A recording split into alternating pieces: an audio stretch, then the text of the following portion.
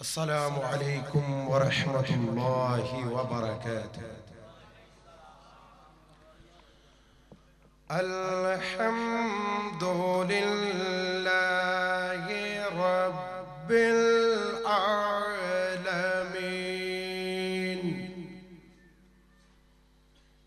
والعاقبة للمتقين والصلاة والسلام على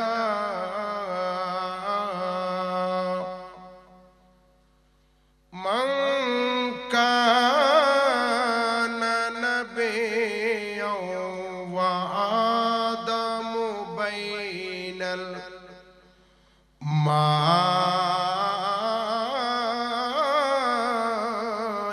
والتين وعلى آله وأصحابه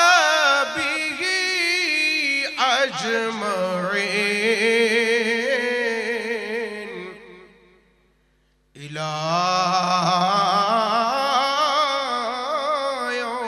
يوم الدين.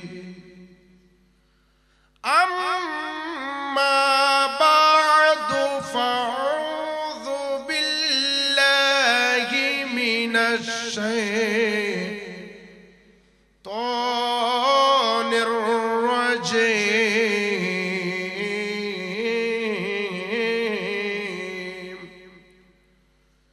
بسم الله الرحمن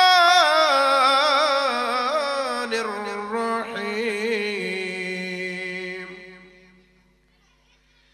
إن الله وملائكته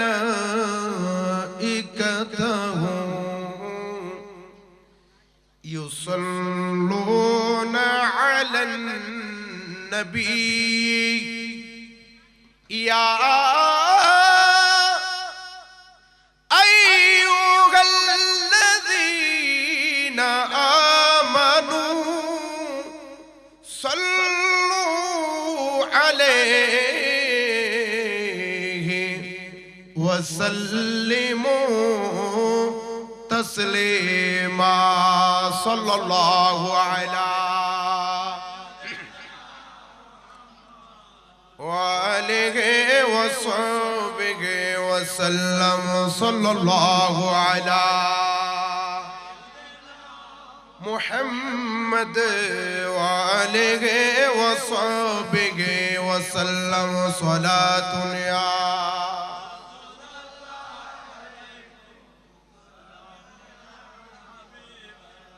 عرش حق مسے نہ دے رفعت رسول اللہ کے دیکھنی ہے حشر میں عزت رسول اللہ کی. صلاۃ یا علیکم سلام یا باغ طیبہ میں سہانا پولو پولا نور کا. باغ طیبہ میں سہانا پولو پولا نور کا. मस्त बोहे बुलबुले पढ़ती है कलमा नूर का. सलातुन या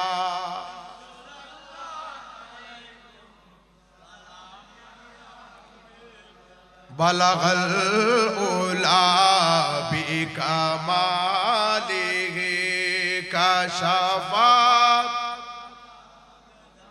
माशाअल्लाह हसनत जमिउ खिसालिही सल्लो अलैहि वालेहि सल्लो।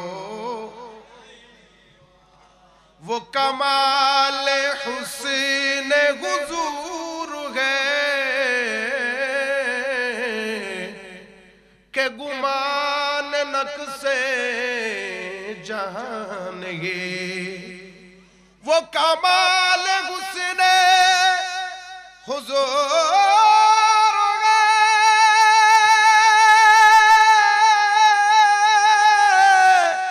के गुमान नक्शे जहान ही। यही फूल खौर से दूर गए, यही शम्मा है के धुआं नहीं बलगल उला। कशफा दूजा बीजा मालेगे हसनत जम्यो लेगे। सल्लो अलैहि सल्लो अलैहि वालेहि। जिक्र नबी में दिन जो गुजरे वो दिन सबसे बेहतर है। सुभान अल्लाह बोलिए। जिक्र नबी में दिन जो गुजरे वो दिन सबसे बेहतर है। याद नबी में रात जो गुजरे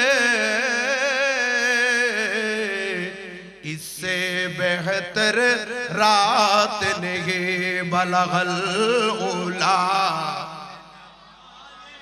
कशफा तुजा बीजा मालेगे हसनत जम्यो खिसालेगे। सल्लो वालेगे सल्लो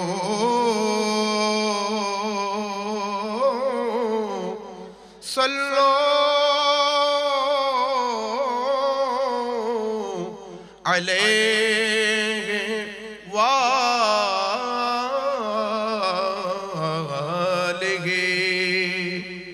बिस्मिल्लाहिर रहमानिर रहीम। अल्लज़ीना युनफ़िक़ूना अम्वालहुम बिल्लैलि वन्नहार इला आखिरिल आयात।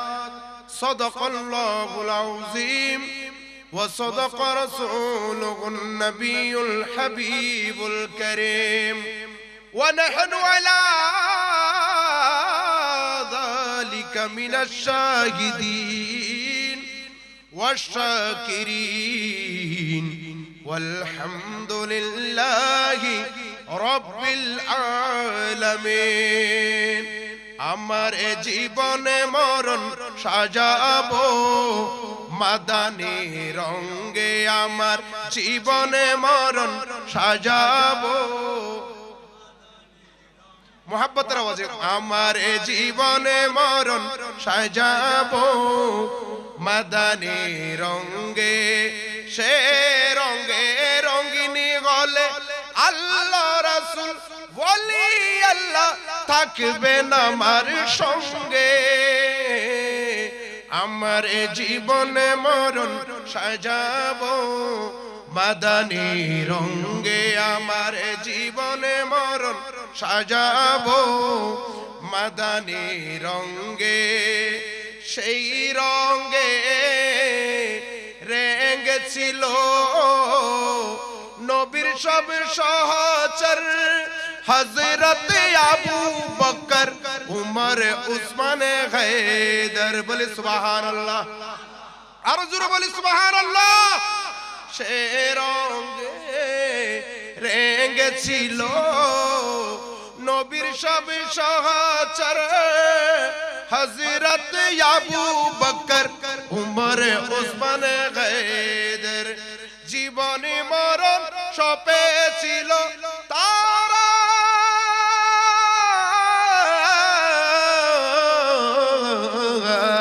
জীবনে মরণ সপেছিল নবী রঙের গাঙ্গে। আল্লাহ রাসূল থাকবেন আমার সঙ্গে, আল্লাহ রাসূল থাকবেন আমার জীবনে মরণ সাজাবো মাদানী রঙে। সে রঙে রঙিনী হলে আল্লাহ রাসূল ওলি আল্লাহ গৌস কুতুব থাকবেন আমার সঙ্গে। আমার জীবনে মরণ সাজাবো মাদানী রঙে, মুদের জীবনে মরণ মাশাআল্লাহ, মুদের জীবনে মরণ মাদানী অর্থাৎ মদিনার রঙে। উপস্থিত ঐতিহ্যবাহী রাঙ্গুনিয়া থানার অন্তর্গত দক্ষিণ পুমরা লস্করপাড়া সূর্য তরুণ ক্লাব এর ব্যবস্থাপনায় এবং সকল এলাকাবাসী প্রবাসী ভাইদের সহযোগিতায় সকলের মুহাব্বতে আয়োজিত খলিফাতুর রাসূল খলিফাতুল মুসলিমিন হযরত আবু বকর সিদ্দিক রাদিয়াল্লাহু তাআলা আনহু এর স্মরণ ও ফাতিহা শরীফ উপলক্ষে 18তম সুন্নি কনফারেন্সের সম্মানিত প্রধান অতিথি ঐতিহ্যবাহী ফটিকছড়ি জাফরনগর তেলপাড়ায় সৈয়দবাড়ি দরবার শরীফের সম্মানিত সাজ্জাদানশীন রাহনুমায়ে শরীয়ত ও তরিকত মুর্শিদে বরহক সুন্নিয়তের মাঠের বীর, যিনি ময়দানে বীর খানকায় পীর আল্লামা শাহ সুফি হযরতুল হাজ আল্লামা সৈয়দ মসিহুদ্দৌলা মুদ্দাজিল্লুহুল আলী, এবং আজকের মেহফিলের সম্মানিত উদ্বোধক ইসলামিক ফাউন্ডেশন চট্টগ্রাম বিভাগের সম্মানিত উপপরিচালক জনাব মোহাম্মদ সেলিমউদ্দিন সাহেব, এবং আজকের মেহফিলের প্রধান আলোচক যিনি আমার আগে হযরত সিদ্দিক আকবর রাদিয়াল্লাহু তাআলা আনহুর শান মান ইজ্জত শওকত নিয়ে আপনাদের সম্মুখে কোরআন হাদিস কিতাবের আলোকে সুস্পষ্ট বুরহান নিয়ে দলিল নিয়ে আপনাদের সম্মুখে যিনি উপস্থাপন করেছেন,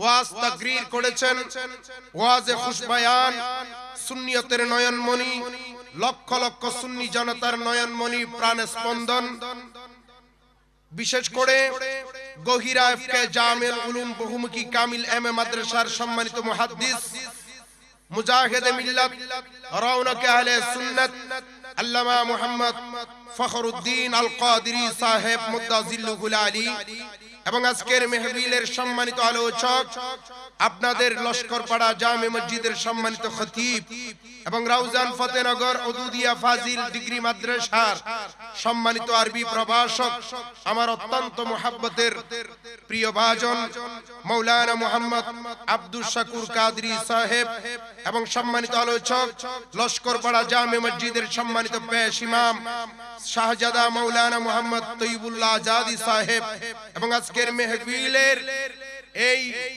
সুন্নি কনফারেন্সের সম্মানিত সভাপতি বিশিষ্ট সমাজসেবক শিক্ষা অনুরাগী জনাব মোহাম্মদ ইব্রাহিম চৌধুরী সাহেব, এবং আজকের যিনি মাহফিল সঞ্চালনায় রয়েছেন মোহাম্মদ ইমরান হোসেন সহ সূর্য তরুণ ক্লাবের সকল সদস্য এবং দক্ষিণ পুমরা লস্করপাড়ার সকল নবী প্রেমিক সুন্নি वली प्रेमिक गौसे पाक प्रेमिक शाहीन शाह श्रीकुट प्रेमिक गौसुल आजम मेजबानदारी प्रेमिक आपन आपन पीर मुर्शिद प्रेमिक आमार सामने आमार बाबार बयसी आमार बड़ो भाइयेर बयसी आमार समबयसी नबी प्रेमिक अली प्रेमिक गौसे पाक प्रेमिक विशेष करे मौलाना उपस्थित मौलाना मोहम्मद मिजान रेजा कादरी जिनी পটিয়া কমল মুন্সির হাট মসজিদের সম্মানিত খতিব, আপনাদের এলাকার, আপনাদের এই পোমরার কৃতি সন্তান মাওলানা শাইর মোহাম্মদ মিজান রাজা কাদরি এবং মাওলানা মুজাহিদ সহ যতটুকু পর্যন্ত মাইকের মাধ্যমে আমি গুনাহগারের আওয়াজ যাচ্ছে, পর্দানশীল মা বোনেরা সকলে আমি গুনাহগার, আমি অযোগ্যের সালাম পুনরায় গ্রহণ করুন। ওয়াসসালামু আলাইকুম ওয়া রাহমাতুল্লাহি ওয়া বারাকাতুহু।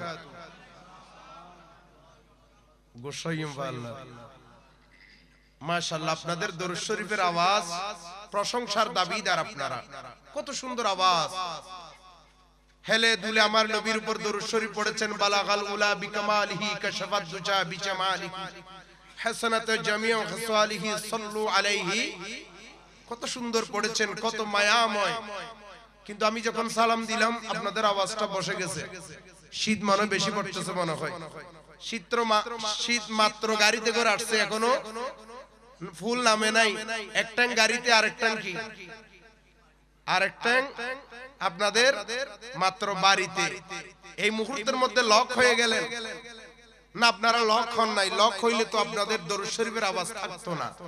কিন্তু মাশাআল্লাহ, দরুদ শরীফের আওয়াজ আপনাদের কণ্ঠে একেবারে প্রশংসার দাবিদার। আপনারা সকলে বলে আলহামদুলিল্লাহ।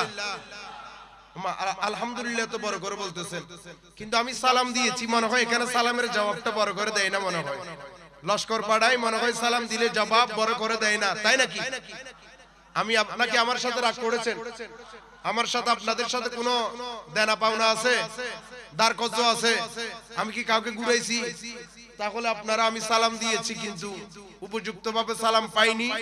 আমি আবার সালাম দেব।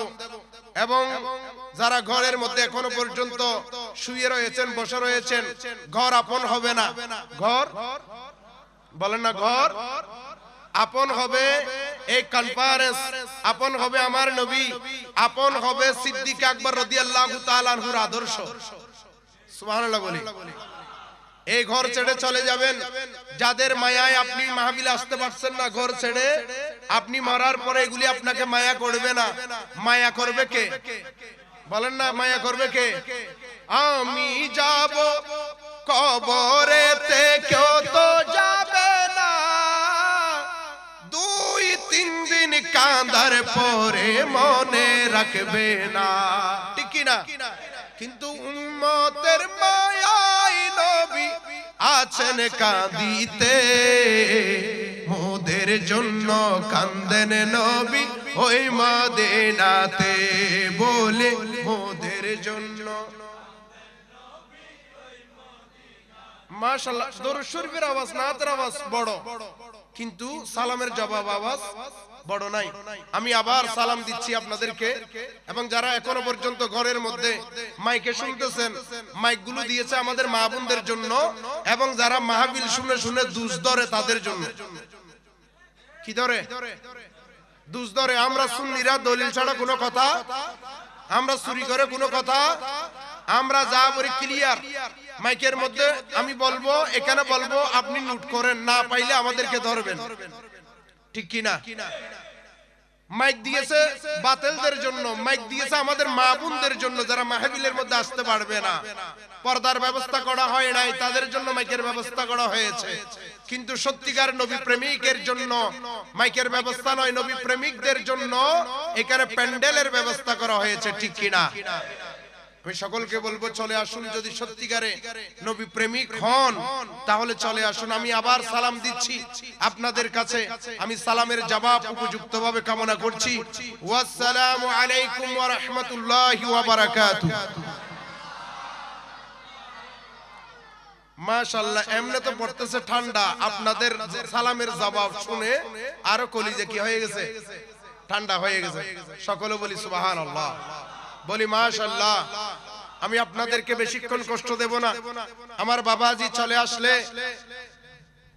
আমি আজকের মেহফিলের যিনি জান, মেহফিলের রুয়ে মেহফিল, জানে মাহফিল, আল্লামা শাহ সুফি সৈয়দ মসিহুদ্দৌলা হুজুর কেবলা চলে আসলে আমি মাইক্রোফোন ছেড়ে দেব। ততক্ষণ পর্যন্ত আপনাদেরকে একটু কষ্ট দেব। আপনারা মনে কষ্ট নেবেন? আপনারা একটু আমাকে সহযোগিতা করবেন। সহযোগিতা বলতে আমি কাউকে নামাই দেব না 10 টাকা 20 টাকা নেওয়ার জন্য। সহযোগিতা বলতে আপনাদের কণ্ঠের আওয়াজ সুবহানাল্লাহ মাশাআল্লাহ ইন্নালিল্লাহ যখন যা বলি তখন আপনারা ঠাস ঠাস করে জবাব দিবেন। পারবেন কি পারবেন না? ইনশাআল্লাহ বলি।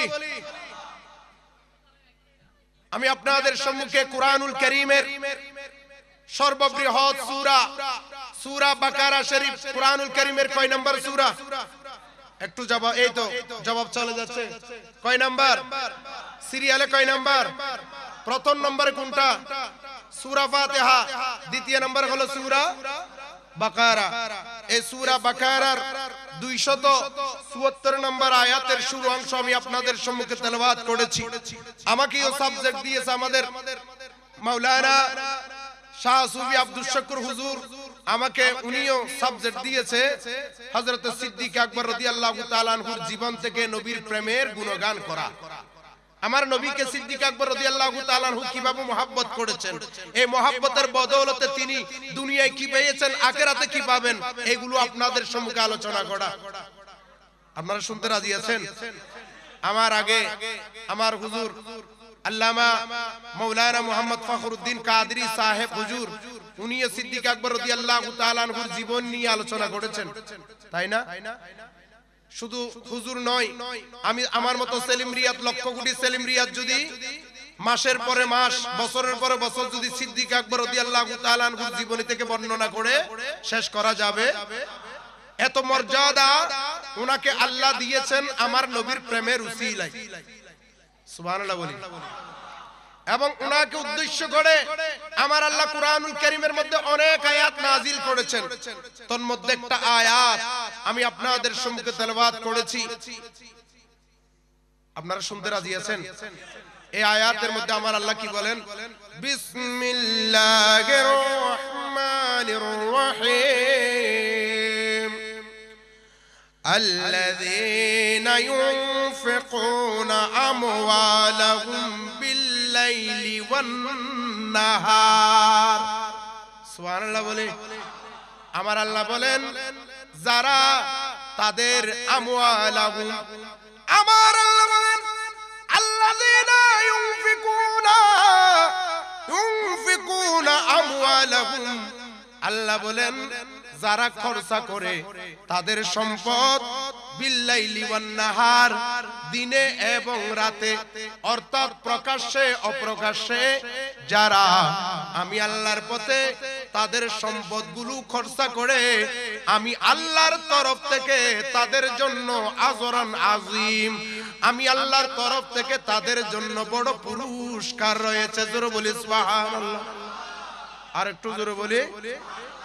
এই আয়াতের শেষের দিকে আমার আল্লাহ বলেন, ও বান্দা, যারা আমি আল্লাহর পথে খরচা করে, আমি আল্লাহর জন্য, আমার নবীর জন্য যারা খরচা করে নিজের সম্পদগুলো, নিজের মালগুলো, শুধু তাদের জন্য আমি পুরস্কার রেখেছি। শুধু তাই নয়, তাদের কোনো টেনশন নেই, ওয়ালা হুম ইয়াহজানুন, তাদের কোনো টেনশন নেই, তাদের কোনো চিন্তা নাই। কোথায় নাই? দুনিয়ায়ও তাদের কোনো চিন্তা নাই, আখিরাতেও তাদের কোনো চিন্তা নাই। জোরে বলে সুবহানাল্লাহ।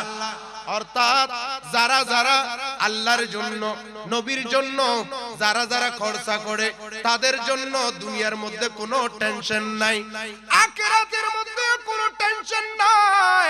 এটা কোন আখিরাত? পৃথিবীর মধ্যে একজন একজনকে না দেখলে বাঁচে না। সন্তানের কিছু হলে মা বাঁচে না, মায়ের কিছু হলে সন্তান মেডিকেলে দৌড়ে, বাবার কিছু হলে সন্তান মেডিকেলে দৌড়ে, আর ছেলের কিছু হলে বাবার কাছে টাকা না থাকলে কতজনের পায়ে ধরে। একজন অপরজনকে ছাড়া বাঁচে না। পৃথিবীর মধ্যে স্বামীর জন্য স্ত্রীর কত মহাব্বত, স্ত্রীর জন্য স্বামীর কত মহাব্বত, সন্তানের জন্য মায়ের কত মহাব্বত, মায়ের জন্য সন্তানের কত মহাব্বত পৃথিবীর মধ্যে। কিন্তু কাল কিয়ামতের ময়দানে যেখানে 12 সূর্যের তাপমাত্রা মাথার উপর চলে আসবে, জমিন হবে তামা। ওই মুহূর্তের মধ্যে একজন অপরজনকে দেখলে, মা সন্তানকে দেখলে সন্তান আড়াল হয়ে যাবে, সন্তান মাকে দেখলে মা আড়াল হয়ে যাবে। ওই কঠিন মুহূর্তের মধ্যেও আমার আল্লাহ বলেন, যারা দুনিয়ার মধ্যে আমি আল্লাহর জন্য, আমি আল্লাহর পথে, আমার রাসূলের পথে যারা ইউনফিকুনা আমওয়ালাহুম, যারা তাদের সম্পদ ব্যয় করে, তাদের ওই কিয়ামতের মধ্যেও কোনো টেনশন নাই।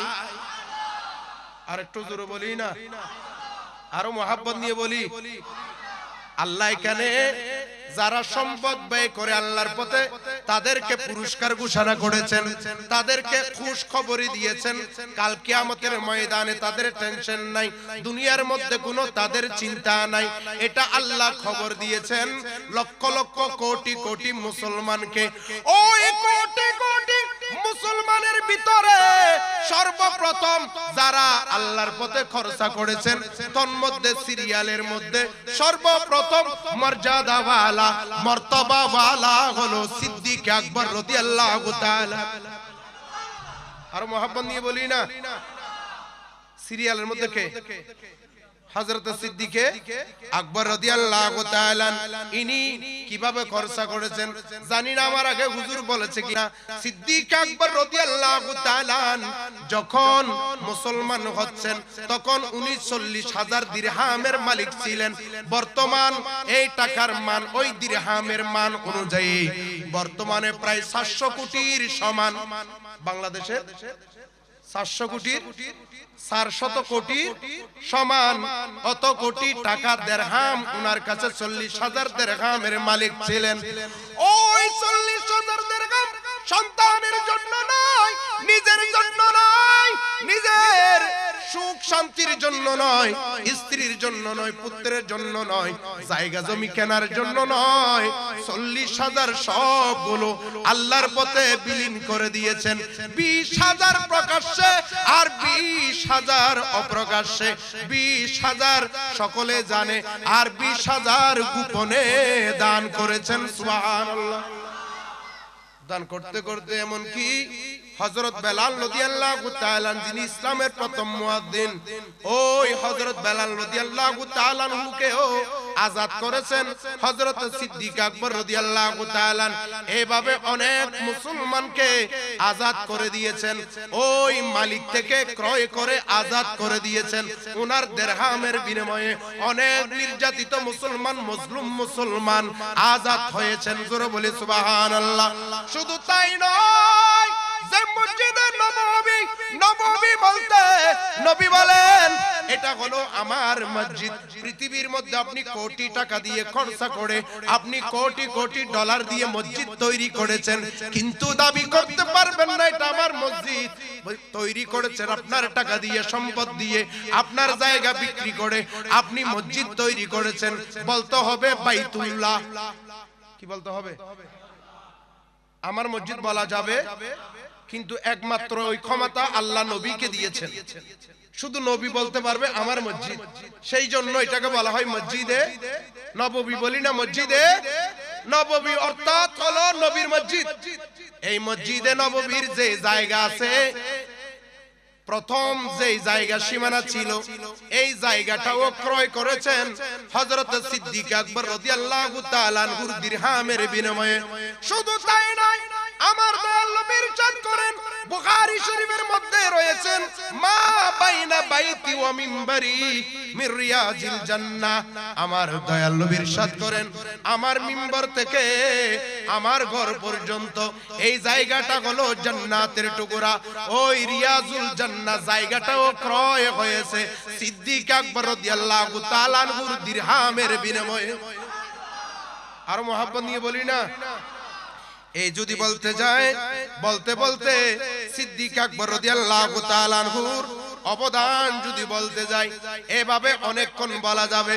শুধু তাই নয়, আমার দয়াল নবী সিদ্দিক আকবর রাদিয়াল্লাহু তাআলা আনহু সম্পর্কে কি বলেন? বুখারী শরীফের 3661 নম্বর হাদিস। কি আপনাদের বিরক্ত লাগছে?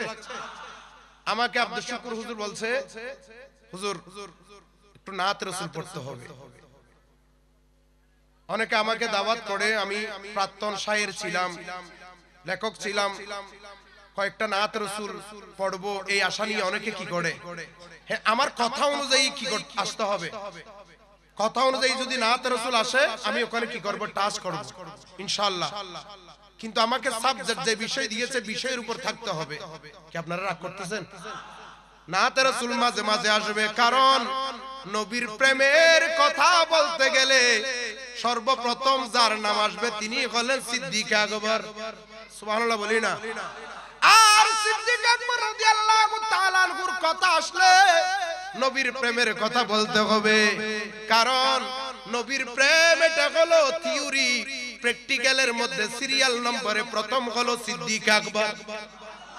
আর নবীর প্রেমের কথা বলতে গেলে তো সুন্নিরা নবীর শান শুনে, নবীর শান শুনলে সুন্নিদের হৃদয় ঠান্ডা হয়ে যায়, ঠিক কি না? আমার নবীর নাত রাসূল শুনলে আমাদের হৃদয় কি হয়ে যায়? আবার অনেকের জ্বলে, বলে না অনেকের, বলে না অনেকের। কিন্তু আমরা নবীর শান যত গাই, যত বর্ণনা করি তত মজা লাগে। বলি হুজুর শুধু নবীর শান মজা লাগে, শুধু তাই নয়, নবীর শান যে বর্ণনা করে তাকে ভালো লাগে। আর নবীর শানে যে বেয়াদবি করে সে আমার পিতা হোক, ভাই হোক, সে আমার আপন নয়। আমাদের কাছে আপন কে? নবী বলেন না আমাদের কাছে আপন কে?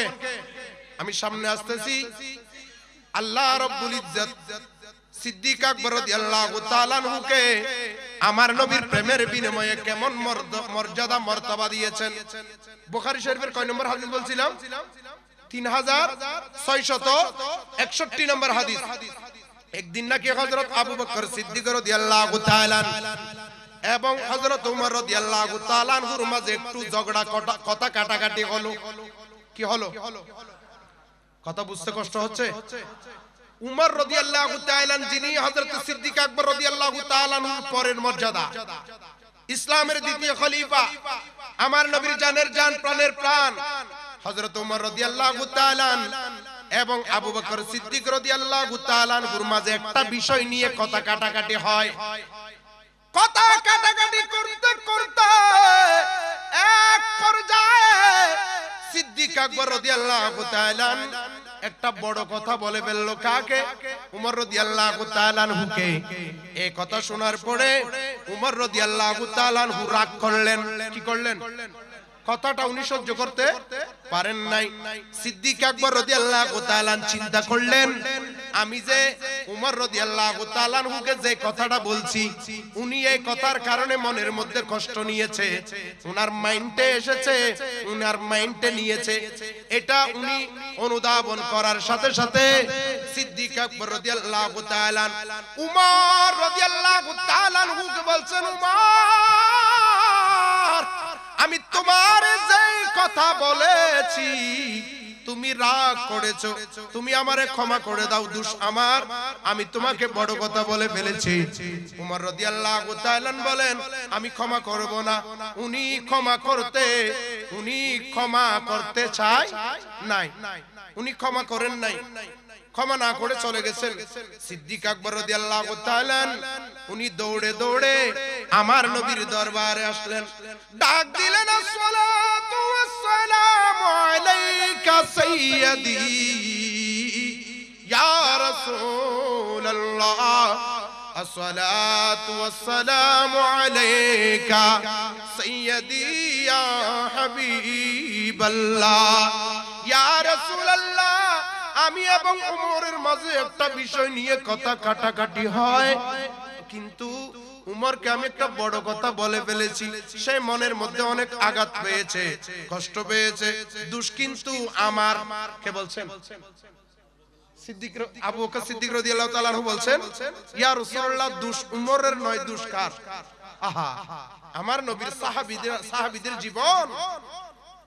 এখন তো বর্তমানে আমরা নিজের দোষ স্বীকার করি না, সেই জন্য আমার দয়াল নবী বলেন, উম্মত আমার এক একজন সাহাবী হলো আসহাবী কান্নুজুম, আসহাবী আমার এক একজন সাহাবী হলো আকাশের নক্ষত্র তুল্য। সুবহানাল্লাহ বলি।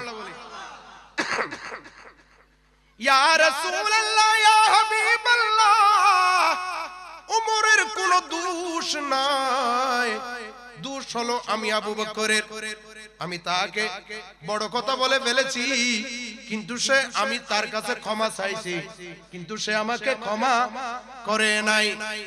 আর ওদিকে আমার নবীকে এটা বলছেন সিদ্দিক আকবর রাদিয়াল্লাহু তাআলা, উমর রাদিয়াল্লাহু তাআলা ওদিকে উনি চিন্তা করলেন, হাই উনি ভুল করেছেন, ভুল করে আমার কাছে ক্ষমা চেয়েছেন, কিন্তু ইমানদারের কর্তব্য হলো আরেক ইমানদারকে কি করে দেওয়া, ক্ষমা করে দেওয়া। কিন্তু আমি অসম্মতি জানিয়েছি, আমি তারে ক্ষমা করি নাই, এটাই তো আমি একটা অপরাধ করেছি। দৌড়ে দৌড়ে সিদ্দিক আকবর রাদিয়াল্লাহু তাআলা আনহুর ঘরের দরজায় দৌড় দিলেন কে? উমর রাদিয়াল্লাহু তাআলা। গিয়ে ডাক দিলেন, ঘরের মধ্যে আবু বকর আসেনি। ঘর থেকে রিপ্লাই জবাব দিলেন, আবু বকর ঘরের মধ্যে নাই। উমর রাদিয়াল্লাহু তাআলা চিন্তা করলেন, উনি যখন এখানে নাই, এই ঘরের মধ্যে যখন নাই, তাহলে মেইন ঘরে আছে। সাহাবায়ে কেরামের মেইন ঘর হলো আমার নবীর দরবার। আরেকটু জোরে বলি না সুবহানাল্লাহ। খলক সে আউলিয়া, আউলিয়া সে রাসূল, খলক সে আউলিয়া, আউলিয়া সে রাসূল, और रसूलों से आला हमारा नबी सबसे आला हमारा नबी सबसे वाला। কি খারাপ লাগছে? আপনাদের খারাপ লাগে? आसमानों के पर सब नबी रह गए, आसमानों के पर सब नबी रह गए। अर्श आज़म पे पहुंचा हमारा नबी सबसे औला, नबी सबसे वाला।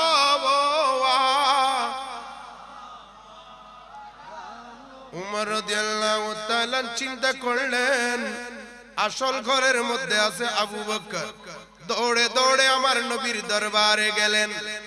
আমার নবী এবং সিদ্দিক আকবর রাদিয়াল্লাহু তাআলা সহ সাহাবায়ে কেরাম খেয়াল করলেন, আমার নবীর দরবারে আমার নবীর দিকে উমর রাদিয়াল্লাহু তাআলা আস্তে আস্তে আসতেছেন। এটা দেখার সাথে সাথে হযরত আবু বকর সিদ্দিক রাদিয়াল্লাহু তাআলা আমার নবীকে বলেন, ইয়া রাসূলুল্লাহ, আমি আবার বলছি, উমরের কোনো দোষ নাই, সব দোষ আমার। উমরের কোনো দোষ নাই, সব দোষ আমার। উমর রাদিয়াল্লাহু তাআলা আনহু আসলেন। আসার সাথে সাথে উমর রাদিয়াল্লাহু তাআলা কিছু বলতে চাই নবীর দরবারে। উমর রাদিয়াল্লাহু তাআলা কিছু বলার আগে আমার দয়াল নবী বললেন, কি বললেন? সকলকে উদ্দেশ্য করে, কিন্তু মূল উদ্দেশ্য হলো কাকে? বলেন না, উমর রাদিয়াল্লাহু তাআলা আনহুকে। আমরা অনেকে অনেক ওলি আল্লাহর দরবারে যাই, ওলি আল্লাহ উনি বলতেছে, উনি ঠাস ঠাস বলতেছে, কিন্তু যাকে বলতেছে সে বুঝে নিয়েছে। সকলের উদ্দেশ্য বলতেছে, কিন্তু উদ্দেশ্য কাকে? একজনকে, যাকে বলার সে বুঝে নিয়েছেন। সেইভাবে উমর রাদিয়াল্লাহু তাআলা আনহু যখন আসলেন, আমার দয়াল নবী বলেন, ও আমার সাহাবীরা, শোনো শোনো শোনো, ইন্নাল্লাহা বা'আসানি ইলাইকুম, আমি যখন তোমাদের সামনে, তোমাদের কাছে যখন নবী হয়ে আসলাম, আমি যখন তোমাদের কাছে বললাম, ও দুনিয়ার মানুষ, মানুষ রে, আমি তোমাদের মাঝে নবী হয়ে এসেছি। আমি হলাম রহমাতুল লিল আলামিন, আমি হলাম শফিউল মুযনিবিন, আমি হলাম ইমামুল মুরসালিন। আমি আল্লাহর নবী। ওই দাওয়াত নিয়ে যখন তোমাদের সামনে এসেছিলাম, তোমরা সকলে কি বলছো আমারে? তোমরা সকলে বলছো ফাকুলতুম কাযাবতা, তোমরা সকলে আমাকে বলছো আপনি মিথ্যা বলছেন, তোমরা আমাকে মিথ্যুক বলেছো, তোমরা আমাকে বিশ্বাস করো নাই। কিন্তু وقال أبو بكر صدقا, শুধু তোমরা সকলে আমাকে মিথ্যুক বলেছো, সবাই আমার দাওয়াতকে মিথ্যা বলেছো, একমাত্র সাদাকা বলেছেন, আমি সত্য বলেছি বলেছেন, আমাকে সত্য হিসেবে মেনে নিয়েছেন শুধু আমার আবু বকর। তোমরা সকলে আমাকে মিথ্যুক বলেছো, কাযাবতা বলেছো, কিন্তু আমাকে সাদাকা বলেছেন আমার আবু বকর। শুধু তাই নয়, আমাকে মেনে নিয়েছেন, শুধু তাই নয়, ওয়া ওয়াসানি বিনফসিহি ওয়া মালিহি, আবু বকর সিদ্দিকের সম্পদ দিয়ে, মাল দিয়ে, এমন কি নিজেকে পর্যন্ত, শুধু সম্পদ দিয়ে নয়, আবু বকর নিজেকে দিয়ে, সম্পদ দিয়ে আমি নবীকে সাহায্য করেছেন, আমি নবীকে সহানুভূতি দেখিয়েছেন। জোরে বলি সুবহানাল্লাহ। সম্পদ দিয়েছেন, নিজে আমাকে কি দিয়েছেন? সময় দিয়েছেন, নিজে থেকে আমাকে নিজের জান আমার জন্য উৎসর্গ করেছেন। জোরে বলি সুবহানাল্লাহ। সম্পদ উৎসর্গ করেছেন, শুধু তাই নয়, নিজেকেও উৎসর্গ করেছেন। এখন ফাহাল আনতুম তারাকু, ও আমার সাহাবীরা, তোমরা ফাহাল আনতুম তারাকুলি সাহিবি মাররাতাইন, ও আমার সাহাবীরা, তোমরা যে আমার আবু বকরকে ক্ষমা করো নাই। কাকে বলছে? উমর রাদিয়াল্লাহু তাআলা। তোমরা যে আমার আবু বকরকে ক্ষমা করো নাই, আমার দিকে তাকিয়ে বলেও আমার আবু বকরকে ক্ষমা করে দাও। এভাবে মাররাতাইন আমার নবী এই কথাটা দুইবার বলেছেন। ও আমার সাহাবীরা, আমি নবীর দিকে তাকিয়ে বলেও আমার আবু বকরের দিকে তাকিয়ে নয়, আমি নবীর দিকে তাকিয়ে, আমি নবীর দিকে তাকিয়ে, আমি নবীর উসিলাই, আমি নবীর দিকে তাকিয়ে আমার আবু বকরকে তোমরা ক্ষমা করে দাও। এবং যিনি এই হাদিসটা বর্ণনা করেন তিনি বলেন ফামা উযিয়া বাদাহা, বলে আমার নবী যেই দিন এই কথা বলেছেন সেই দিন থেকে কোন সাহাবী, যতদিন হযরত আবু বকর সিদ্দিক রাদিয়াল্লাহু তাআলা দুনিয়ার জমিনে ছিলেন, ততদিন কোন সাহাবী হযরত আবু বকর সিদ্দিক রাদিয়াল্লাহু তাআলা কে কষ্ট দেয় নাই। মাশাআল্লাহ। সালাতুন ইয়া রাসূলুল্লাহ আলাইকুম। কত নয় बाग तैबा में सुहाना, फूल फूला नूर का, मस्त बोगी बुलबुली पढ़ती है कलमा नूर का। सलातुन या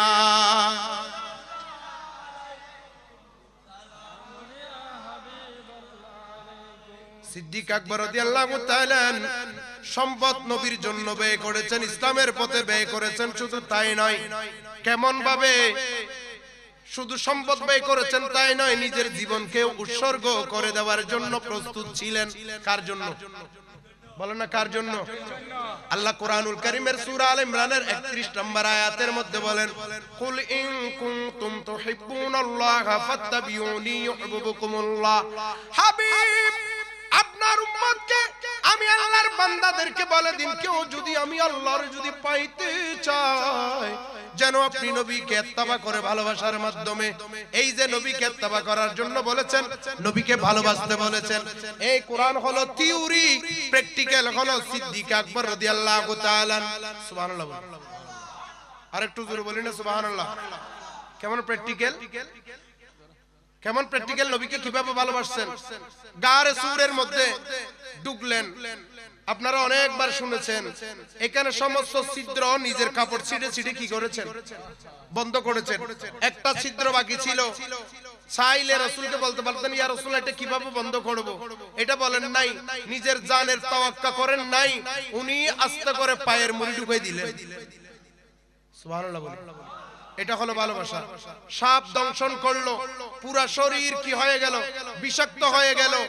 নবী উনার উরুর মধ্যে সের মুবারক রেখে দয়াল নবী আরাম করছেন, ব্যথায় একেবারে জর্জরিত, পুরা শরীর নীল বর্ণের হয়ে গেছে, বিষে বিষাক্ত হয়ে গেছে, যন্ত্রণায় ভিতরে ভিতরে ছটফট করছে, কিন্তু নড়াচড়া নাই, কারণ নবীকে ডাকছে না, কারণ নবী আরাম করছেন।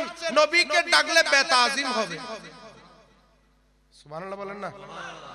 আল্লাহ কোরআনুল কারীমের সূরা ফাতার 9 নম্বর আয়াতের মধ্যে বলেন, লিতুমিনু বিল্লাহি ওয়া রাসূলিহি, তোমরা আল্লাহর প্রতি ঈমান আনো এবং রাসূলের প্রতি ঈমান আনো। এরপরে আমার আল্লাহ বলেন, ওয়া তুআযজিরুহু ওয়া তুওয়াক্কিরুহু ওয়া তুসাব্বিহুহু বুকরাতাও ওয়া আসীলা।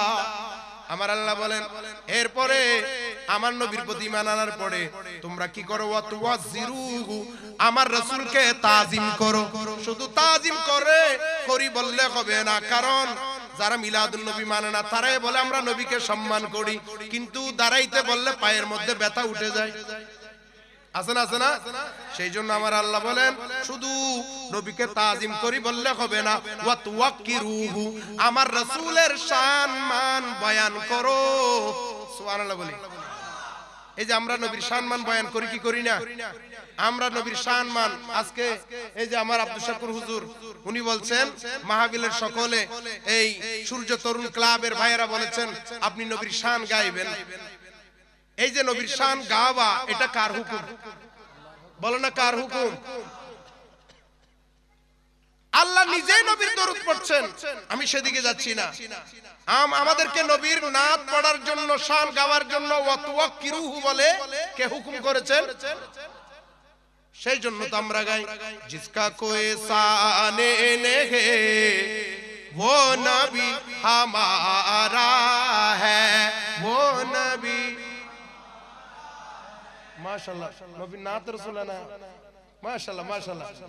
ইয়ান উলজেন নবীর প্রেমিকের এলাকা উল দিয়েন প্রমাণ। সুবহানাল্লাহ না। जिसका कोई ताने नेगे वो नबी हमारा है, वो नबी भाई, जिसका कोई ताने नेगे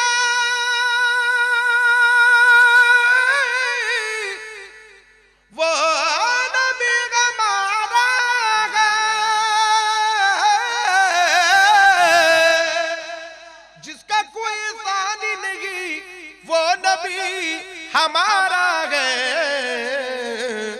मुस्तफा की अज़मत का हदीना किनारा है, हदीना किनारा है, हदीना किनारा है, जिसका कोई साने लगे वो नबी हमारा है, वो नबी।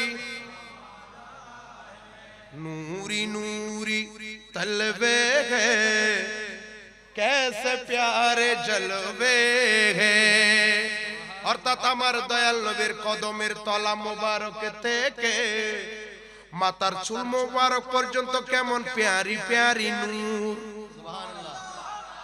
সুবহানাল্লাহ। 3 দিন পরে চিন্তা করি হইল আর নবী নূর কিনা, বিশ্বাস আছে না নাই? হার হার নাই দুইয়া তুলি দেখুন, নূরি নূরি নূরি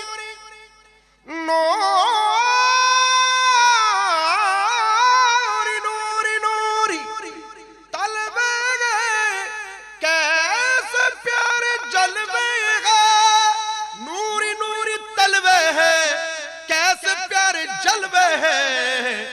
ये चाँद उनकी कदमों से आकाशेर चाँद আমার নবীর কদমে भीख लेने आया है, भीख लेने आया है, जिसका कोई थाने नहीं, वो नबी हमारा है, वो नबी हमारा है। सलातुनिया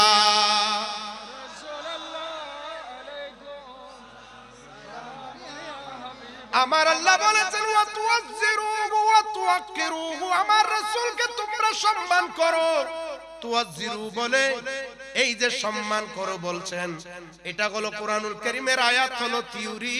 প্র্যাকটিক্যাল হলো সিদ্দিক আকবর রাদিয়াল্লাহু তাআলা নবীকে ডাকেন না, কাঁদতে, চোখ দিয়ে ব্যথা সহ্য করতে না পেরে চোখ দিয়ে যখন পানি পড়ছে, টপ করে একটা ফোঁটা দয়াল নবীর মায়ার নবীর ললাট মুবারকে যখন পড়লেন, আমার দয়াল নবীর ঘুম ভেঙে যায়। ডাক দেন, ওকে সিদ্দিক আকবর, কি হয়েছে, কাঁদছেন কেন? ইয়া রাসূলুল্লাহ, ওই গর্তের মধ্যে পা দিয়েছি, বিষাক্ত কিছু কামড় দিয়েছে মনে হয়। আমার দয়াল নবী বললেন, সিদ্দিক আকবর, আপনি আমাকে ডাকেন নাই কেন?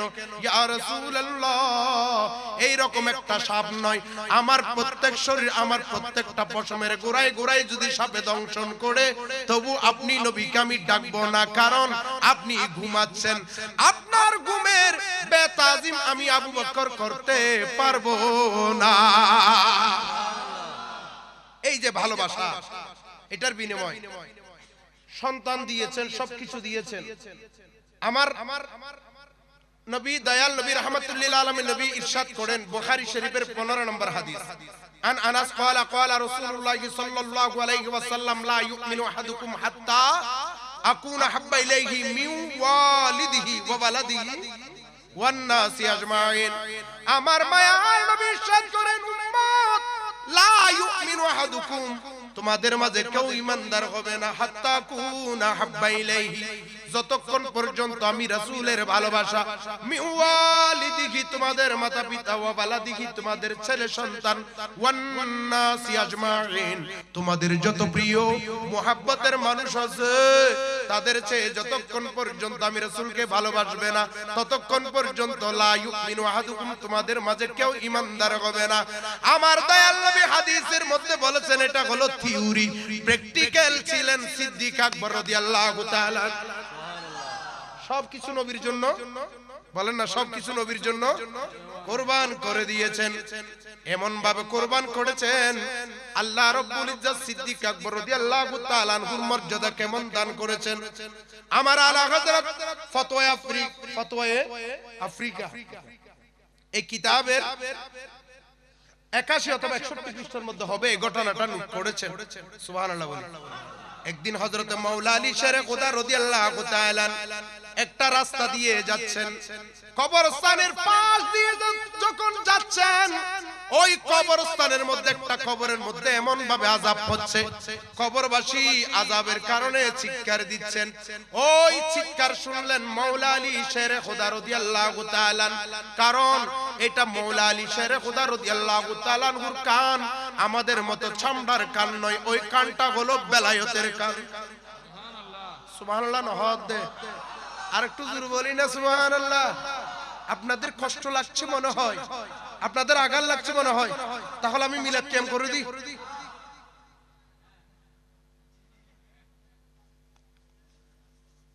এই আযাব দেখে সাথে সাথে উনার রূহের মাগফিরাতের জন্য মাওলা আলী শেরে খুদা ইনি দাঁড়িয়ে গেলেন, 100 রাকাত নফল নামাজ আদায় করলেন, কিন্তু আযাব বন্ধ হয় না। এরপরে 3 খতম কোরআন তেলাওয়াত করলেন, তবু আযাব বন্ধ হচ্ছে না। এবং বন্ধ যখন হচ্ছে না, তাড়াতাড়ি দয়াল নবীর কাছে গেলেন, ইয়া রাসূলুল্লাহ, ওই কবর দিয়ে আমি আসছিলাম, কবরের মধ্যে এরকম আযাব দেখেছি, আমি 100 রাকাত নামাজ পড়েছি উনার রূহের মাগফিরাতের জন্য, এবং আমি 3 খতম কোরআন তেলাওয়াত করে সওয়াব বকশিশ করেছি, কিন্তু আযাব বন্ধ হয় না। আমার মায়ার নবী রাহমাতুল লিল আলামিন নবী বলেন, আলী চলো হযরত মাওলা আলী শের খুদা রাদিয়াল্লাহু তাআলা আনহুকে নিয়ে আমার দয়াল নবী ওখানে গেলেন। কোথায়? ওই কবরের মধ্যে গেলেন। গিয়ে দেখে যেই কবর থেকে চিৎকারের আওয়াজ শুনেছিল এখন চিৎকার নাই, এখন ওখানে দেখতেছে কবরটা জান্নাতের টুকরা হয়ে গেছে। মায়ার নবী বললেন, আলী তুমি যা বলেছো আমি তো তার ব্যতিক্রম দেখছি, ব্যাপারটা কি? এদিকে মাওলা আলী শের খুদা রাদিয়াল্লাহু তাআলা এবং আমার মায়ের নবীর কথা হয়, আর আমার আল্লাহ জিবরিল আমিনকে পাঠাইয়া দেয়। জিবরিল আমিন হাজির, আসসালাতু ওয়াসসালামু আলাইকা সাইয়্যিদি ইয়া রাসূলুল্লাহ, الصلاة والسلام عليك سيدي يا نبي الله، الصلاة والسلام عليك سيدي يا حبيب الله يا رسول الله। আলী যা বলছে তা ঠিক, আলী যা বলছে, কিন্তু আলী 3 খতম কোরআন তেলাওয়াত করে বকশিশ করেছেন, তবু আযাব বন্ধ হয় নাই। কারণ মানুষটা এত পাপী ছিল। 100 রাকাত নামাজ আদায় করে নামাজের সওয়াব বকশিশ করেছে, তবু আযাব বন্ধ হয় নাই, এত বড় পাপী ছিল। এখন আযাব বন্ধ হয়ে গেছে। আমার মায়ার নবী বলেন কি কারণে বন্ধ হইল? আলীর নামাজে যদি কোরআন তেলাওয়াতে যদি বন্ধ না হয় তাহলে কিসের কারণে বন্ধ হইল? জিবরিল আমিন বলেন, ইয়া রাসূলুল্লাহ, শুধু এই কবর নয়, এই কবরস্থানের মধ্যে যারা আছে সকলকে আল্লাহ ক্ষমা করে দিয়েছেন। আমার দয়াল নবী বলেন, জিবরাইল রহস্য বলো কি ব্যাপারে ক্ষমা করেছেন? তখন জিবরিল আমিন বলে, আপনার আবু বকর মাথার চুল আশ্রাচ্ছে, মাথার চুল, এখান থেকে একটা চুল জোরে বাতাসে এই কবরস্থানের মধ্যে এসে পড়ছে। এই চুলের উসিলায়, চুল মুবারকের উসিলায় আল্লাহ রাব্বুল ইজ্জত এই কবরস্থানের সকলকে ক্ষমা করে দিয়েছে। তার মানে আপনি আবার ওদিকে নিবেন না। শিয়ারা এটা আলা হযরতের এই আলা হযরত যে ঘটনাটা এখানে এনেছেন, শিয়ারা বলে এখানে সিদ্দিক আকবর রাদিয়াল্লাহু তাআলা আনহুর মর্যাদাকে বেশি দাম দিয়েছেন, মাওলা আলী শের খুদারটা কমিয়েছেন। না না, এখানে সিদ্দিক আকবর রাদিয়াল্লাহু তাআলা নবীকে কিভাবে মুহাব্বত করেছেন, আল্লাহ এই প্রেমের উদাহরণ উপমা এই পুরস্কার বুঝাইতে গিয়ে আল্লাহ রব্বুল ইজ্জত সিদ্দিক আকবর রাদিয়াল্লাহু তাআলা আনহুর চুল মুবারকের উসিলায় সকলকে ক্ষমা করে দিয়েছেন।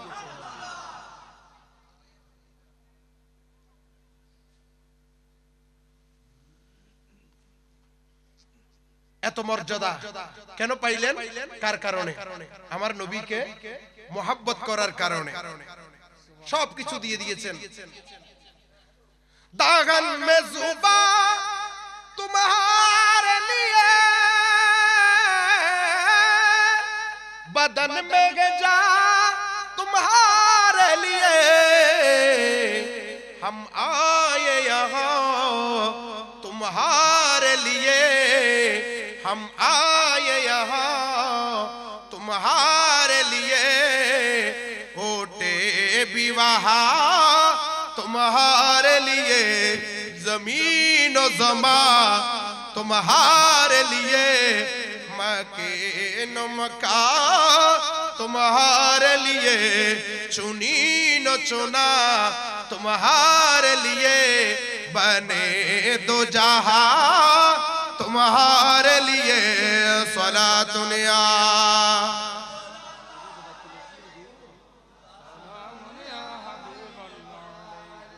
শুধু তাই নয়, এই মর্যাদা দিয়েছেন, এটা তো মর্যাদার কথা শুনছেন। সিদ্দিক আকবর রাদিয়াল্লাহু তাআলা আনহুকে আল্লাহ কেমন পাওয়ার দিয়েছেন জানেন? নুজাহাতুল মাজালিস কিতাবের মধ্যে এই ঘটনাটা এনেছেন। শুনতে রাজি আছেন? কি আপনাদের খারাপ লাগে? শীত বেশি পড়ে? শীত আগে নাকি নবীর প্রেম আগে? বলেন না কি আগে? বলেন কি আগে? একদিন নাকি আল্লাহ রব্বুল ইজ্জতের দরবারে জিবরিল আমিন ফরিয়াদ করলেন, আল্লাহ তোমার বান্দাদের জন্য তুমি 8টা বেহেশত তৈরি করেছো। কয়টা? এখন আমি জিব্রাইলের আশা হলো এই বেহেশতগুলো আমি একটু ঘুরে ঘুরে দেখব, এই বেহেশতগুলোর মধ্যে কোথায় কোন নিয়ামত তোমার বান্দাদের জন্য স্থাপন করেছো। ওগো আল্লাহ, আমি এইগুলো দেখতে চাই। আল্লাহ, আমি কি অনুমতি পাবোনি? আমার আল্লাহ বলেন, হ্যাঁ অনুমতি পাইবা। জিব্রাইল, তোমার যখন বেহেশত দেখার জন্য ইচ্ছে হয় তাহলে দেখো গা। জিবরিল আমিন আল্লাহর তরফ থেকে অনুমতি পাওয়ার পরে একটা বেহেশতের মধ্যে ঢুকলেন। আরো বাকি কয়টা বলেন না, কয়টা ঢুকলেন? কয়টাতে? একটাতে ঢুকলেন। একটাতে ঢুকে একটা গাছের নিচে দাঁড়াইলেন। বেহেশতের মধ্যে লক্ষ লক্ষ কোটি কোটি বিলিয়ন মিলিয়ন যে গাছ আছে, একটা গাছের নিচে দাঁড়াইলেন। দাঁড়ানোর পরে জিবরিল আলাইহিস সালাম জিবরিল আমিনের 600 পাখা বের করে দিলেন। কিসের জন্য বলো না? কিসের জন্য? ধোয়ার জন্য, পরিষ্কার করার জন্য? না না না না, উড়ার জন্য। উনি 600 পাক বের করে দিলেন। পাকা বের করে শরীরের মধ্যে যত শক্তি দিয়েছেন আল্লাহ, ওই শক্তি দিয়ে উনি উড়া আরম্ভ করলেন। উঠতে উঠতে উঠতে উঠতে উড়ে আর দেখে কত সুন্দর বেহেশত। চারদিকে দেখে আর উড়ে, উড়ে আর দেখে, দেখে আর উড়ে। উঠতে উঠতে 100 বছর, 200 বছর, 300 বছর, 400 বছর, 500 বছর, 600 পাকা দিয়া 600 বছর উড়লেন। উড়ার পরে উনি হয়রান হয়ে গেলেন। হয়রান হয়ে দাপাট করে পড়ে গেলেন। আমার আল্লাহ ডাক দিলেন, জিবরাইল রে, বেহেশত দেখছো না? তুমি বেহেশত দেখার জন্য উড়া আরম্ভ করছো, থেমে গেলে কেন? বলে, আল্লাহ, আমি 600 পাকা দিয়ে 600 বছর উড়েছি, কিন্তু মাওলা রে, এই বেহেশতের কুল কিনারা তো আমি খুঁজে পাই নাই। কুল কোথায়, কিনারা কোথায়? আমার আল্লাহ বলেন, জিবরাইল, কয় শত বছর উঠছো? জিবরাইল আমিন বলেন, ওগো আল্লাহ, আমি 600 বছর উড়েছি। জিবরাইল রে, 600 বছর উড়েছো তাই না? হ্যাঁ আল্লাহ, আমি 600 বছর উড়েছি। আমার আল্লাহ বলেন, জিবরাইল, 600 বছর উড়েছো, ঠিক আছে, একটু পেছনে তাকাও। জিবরিল আমিন পিছনে তাকাইয়া উনি আশ্চর্য হয়ে গেলেন, আজব হয়ে গেলেন। কারণ উনি যেই গাছের গোড়া থেকে 600 বছর আগে উড়া আরম্ভ করলেন, এখনো পর্যন্ত 600 বছর উড়ার পরে ওই গাছের শাখার, আমরা চট্টগ্রামের ভাষায় বলি টেইল, ওই গাছের শাখার টেইলের যে ছায়া আছে, ছায়ার বাহিরে এখনো যেতে পারেন না। এত বড় গাছ। অনেকে হয়তো বলবে এগুলো নুজাহাতুল মাজালিসের মধ্যে আছে, এগুলি বানানো কথা। আমি তাদেরকে বলবো, তাহলে বুখারী শরীফের মধ্যে তো হাদিস আছে, দ্বিতীয় খণ্ডের মধ্যে হাদিস কেন আছে? আমার নবী যখন সূর্য গ্রহণের নামাজ পড়তেন সাহাবায়ে কেরামকে নিয়ে, আমার নবী নামাজের মধ্যে, এটা বুখারীর সহিহ হাদিস, কয়েকবার তাকরার হয়েছে হাদিসটা। আমার নবী নামাজের মধ্যে এভাবে হাত দিলেন, হাত দিয়ে কি যেন ধরলেন, আবার পেছনে চলে আসলেন নামাজে। নামাজ শেষ, সাহাবায়ে কেরাম জিজ্ঞেস করলেন, ইয়া রাসূলুল্লাহ, নামাজের মধ্যে এভাবে হাত তুললেন, আমরা তো রহস্য বুঝি নাই। আমার মায়ার নবী বলেন, ও আমার সাহাবীরা, আমি নামাজের মধ্যে হাত কোথায় দিয়েছি জানো? সাহাবায়ে কেরামের একটা আদব ছিল, আল্লাহু ওয়া রাসূলুহু আ'লামু। সুবহানাল্লাহ। আল্লাহ এবং আল্লাহ রাসূল ভালো জানেন। এটা বলেন নাই আল্লাহ জানে, রাসূলকে জানাইলে তারপর রাসূল বলবে, এটা বলেন নাই। সাহাবায়ে কেরামের সব সময় আদব ছিল। আমার নবী যখন জিজ্ঞেস করতেন, ও আমার সাহাবীরা, আমার দরবারে কে এসেছে জানো? কালকে কি হবে জানো? পরশু কি হবে জানো? কিয়ামতের আগে কি হবে জানো? গতকালকে কি হয়েছে জানো? দাউদ আলাইহিস সালামের জামানায় কি হয়েছে জানো? সুলাইমান আলাইহিস সালামের জামানায় কি হয়েছে জানো? ঈসা আলাইহিস সালামের জামানায় কি হয়েছে জানো? কালকে কি হবে? তোমাদের কার নাম? তোমাদের বাবার নাম কি? এভাবে বিভিন্ন প্রশ্ন যখন সাহাবায়ে কেরামকে বলতেন, সাহাবায়ে কেরাম জানার পরেও বলতেন, ইয়া রাসূলুল্লাহ, আল্লাহ এবং আল্লাহর রাসূল ভালো জানেন। এটা হলো সাহাবায়ে কেরামের আদর্শ, এটা হলো সাহাবায়ে কেরামের ঈমান, এটা হলো সাহাবায়ে কেরামের আদব। ওই আদবটা সুন্নিদের মাঝে আছে, আলহামদুলিল্লাহ। আর যারা বাতেল, রাসূলের জানাইলে তারপর রাসূলে হইবে দেরি। গায়েবের কথা যখন আসে, সাহাবায়ে কেরাম বললেন, আল্লাহু ওয়া রাসূলুহু আ'লামু, আল্লাহ এবং আল্লাহর রাসূল ভালো জানেন। আমার দয়াল নবী বলেন, সাহাবীরা ও আমার সাহাবীরা, আমি নামাজের মধ্যে হাত দিয়েছি জান্নাতে। সুবহানাল্লাহ বলেন না। নবী কোথায়? মদিনাতুল মুনাওয়ারায়। হাত দিয়েছেন কোথায়?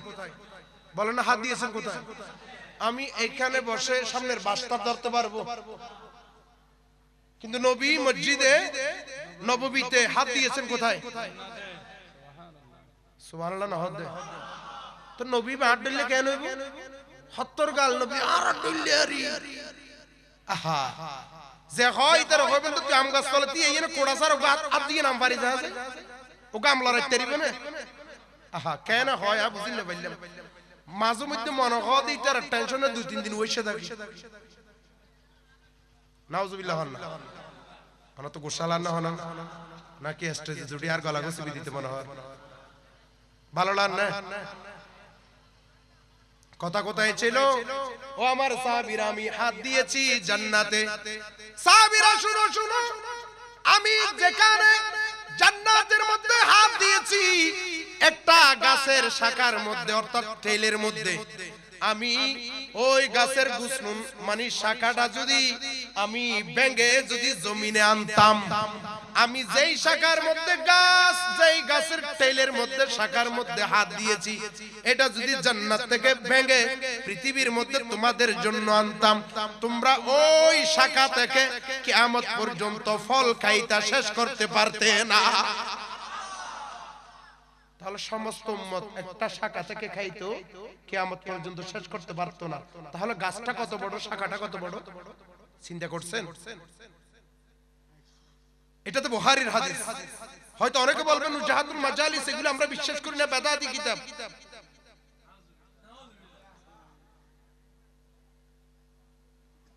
হযরত জিবরিল আমিন পেছনে তাকিয়ে আশ্চর্য হয়ে গেলেন। 600 বছর উড়ার পরে এখনো গাছের শাখার বাইরে, শাখার ছায়ার বাইরে যেতে পারে নাই। আশ্চর্য হয়ে গেলেন। আস্তে আস্তে বলতে লাগলেন, মওলা ও আল্লাহ পরওয়ারদিগার আলম, আমি যেখানে 600 বছর উড়ার পরে এমন পাকা দিয়া উড়েছি আল্লাহ, এই পাকার মধ্যে আল্লাহ তুমি আমারে এমন ক্ষমতা দিয়েছো, যখন ইউসুফ আলাইহিস সালামকে ওনার সৎ ভাইয়েরা কূপের মধ্যে ফেলে দিল, কূপের উপর থেকে পানির উপর ভাগ থেকে তলায় যাওয়ার আগে আমি সিদরাতুল মুনতাহা থেকে এমন ভাবে স্পিডে গিয়েছি, এখনো ইউসুফ আলাইহিস সালাম পানির উপর ভাগ থেকে নিচে যায় নাই। আমি এমন স্পিডে গিয়েছি, উনি তলায় যাওয়ার আগে আমি নিচে পাকা বসাই দিয়েছি। এইরকম পাওয়ারফুল স্পিড এই পাকা দিয়া। ওগো আল্লাহ, আমি 600 বছর উড়ে এখনো গাছের ছায়ার বাইরে যেতে পারি নাই। ও আল্লাহ, আমার একটা কথা বলো আল্লাহ, তোমার ছোট ছোট যে বান্দা আছে, তোমার ছোট ছোট বান্দা, 3.5 হাতের বান্দা, এরা তো এই বেহেশতের কুল কিনার খুঁজে পাবে না। আরো একটা নয়, দুটা নয়, 8টা বেহেশত বানাইছো মাওলা। এই বেহেশতগুলি কেন বানাইলা? এত বড় বেহেশত কেন বানাইলা ছোট ছোট বান্দাদের জন্য? আমার আল্লাহ বলেন, জিবরাইল রে, তুমি মনে করিও না 600 বছর উড়ার পরে তুমি কুল কিনার পাও নাই, এর মানে এই নয় আমার বান্দারা দুর্বল। ও জিবরাইল, জেনে রাখো, শুনে রাখো, আমার হাবিবের এমন এমন প্রেমিক আছে, পাওয়ারফুল প্রেমিক আছে, তারা চাইলে আমি আল্লাহর 8টি বেহেশত চোখের পলকে ঘুরে চলে আসতে পারে। একদিকে তো টেনশন, 600 বছর উড়ার পরে কুল কিনার পাই নাই, আবার বলছেন এমন এমন আল্লাহর বান্দা আছে যারা চোখের পলকের মধ্যে 8টি বেহেশত ঘুরে চলে আসতে পারে। জিবরাইল চিন্তা করতেছো কতটুকু সত্য, প্রমাণ চাইবানি? জিবরিল আমিন বলেন, আল্লাহ একটু দেখতে চাই, রহস্য উদ্ঘাটন করতে চাই। আমার আল্লাহ বলেন, জিবরাইল যাও, ওই মদিনা মদিনাতুল মুনাওয়ারার মধ্যে দেখছো একজন বৃদ্ধ মানুষ, ইমানদার, পরহেজগার, আমি নবীর আমি আল্লাহর হাবিবের প্রেমিক, আমি আল্লাহর হাবিবের প্রেমিক। ওযু করছে তাহাজ্জুদ আদায় করার জন্য, উজুর পাত্রটা হাতে নিতে পারছে না, শক্তি নাই। তাকে গিয়ে তোমার শেকেল, তোমার সুরত বদলাইয়া যাইবা, মানুষের সুরত ধরে, আল্লাহর বান্দার সুরত ধরে, মানুষের সুরত ধরে তুমি তার কাছে যাইবা, গিয়ে তারে সালাম দিবা, সালাম দিয়ে তাকে জিজ্ঞেস করবা তুমি জিব্রাইল কোথায়, তোমার পরিচয় দিবা না, তুমি জিব্রাইল কোথায় এটা জিজ্ঞেস করবা। আল্লাহ আমি যে রহস্য জানতে চাই এটার মধ্যে আর এটার মধ্যে কি মিল আছে? আল্লাহ বলে আগে যাও, তারপর মিল খুঁজে পাইবে।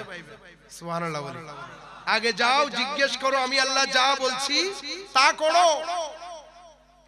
জিবরিল আমিন মানুষের সুরতে গেলেন, ওই বৃদ্ধ মানুষকে গিয়ে সালাম দিলেন, আসসালামু আলাইকুম ওয়া রাহমাতুল্লাহি ওয়া বারাকাতুহু।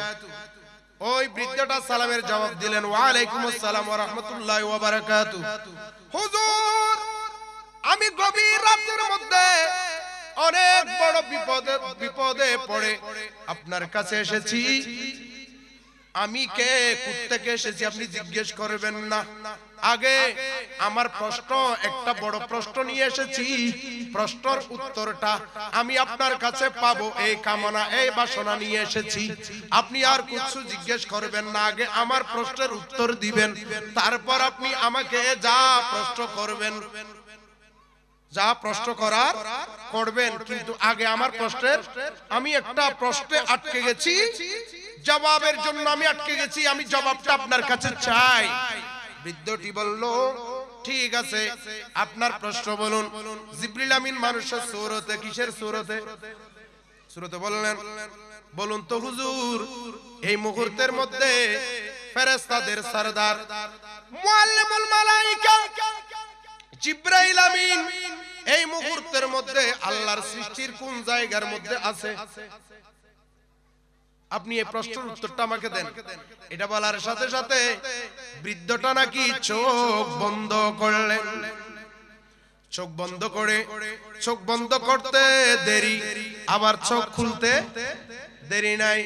চোখ খুলে বলে, জিবরিল আমিনের দিকে তাকাইয়া বলে, আমি আল্লাহর যত মকান আছে, আল্লাহর যত সৃষ্টি জগৎ আছে, আল্লাহর 8টি বেহেশত সহ যত সৃষ্টি মকান আছে, সমস্ত মকান আমি ঘুরে চলে এসেছি, কোন কান আমি জিবরাইলের দেখা পাই নাই।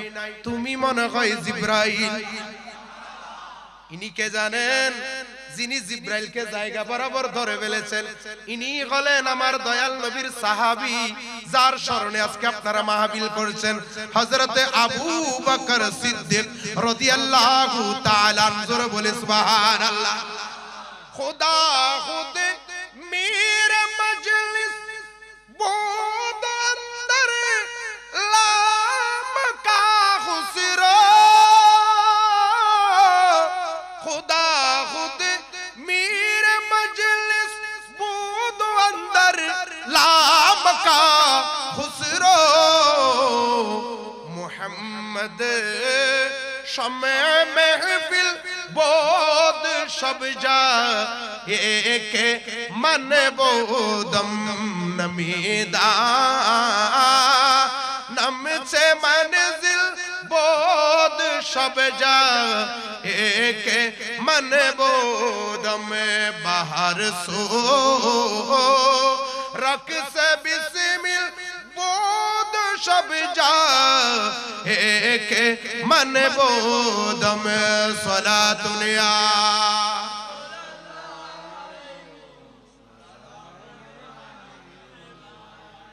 परी पकर निगारे सर वक़द लाला रुख सारे, सरापा सरापा सरापा सरापा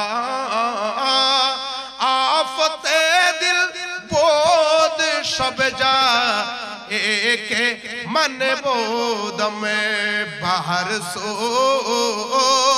रख से बिस्मिल बोद शब जा एक मन बोदम सला दुनिया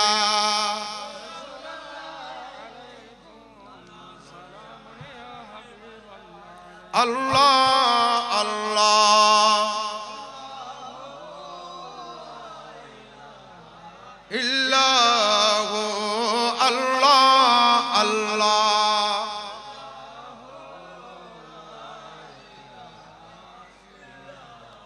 विशेष করে তফসিরে কবির হযরত ফখরুদ্দিন রাজি রাহমাতুল্লাহ আলাইহি বিশ্ববিখ্যাত তফসিরের কিতাব, যে কিতাবটা শুধু মিলাদুন নবী আমরা যারা করি তারা পড়ায়, শুধু তাই নয়, ওই যারা মিলাদুন নবী মানে না, মিলাদুন নবীর জুলুসের মধ্যে পাথর মারে, তারাও পড়ায়।